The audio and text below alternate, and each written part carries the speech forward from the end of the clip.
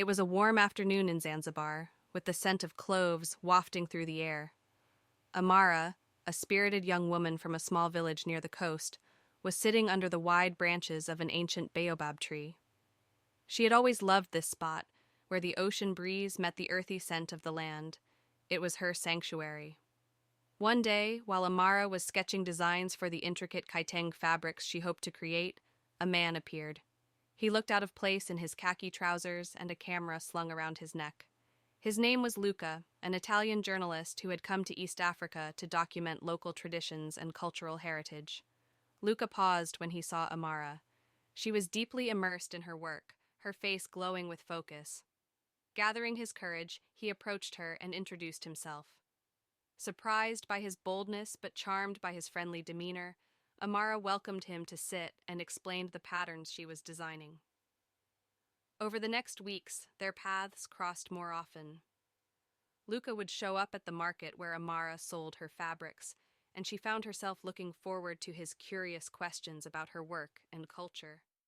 He shared stories of his travels across the globe, but Amara noticed that when he spoke of Zanzibar, his voice carried a special warmth.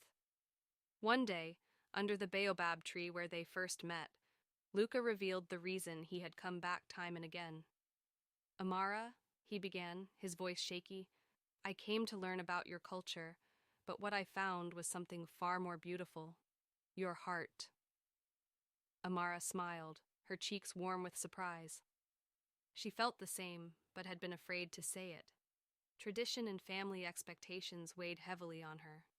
Her family was protective, and the idea of being with a foreigner was unfamiliar, even daunting. Their love blossomed slowly but firmly, like the baobab tree itself, rooted in respect and nurtured by understanding. Luca immersed himself in Amara's culture, learning Swahili and participating in community rituals. Amara, in turn, discovered a world beyond her village through Luca's stories and learned to see her heritage through his admiring eyes. But their journey wasn't without challenges.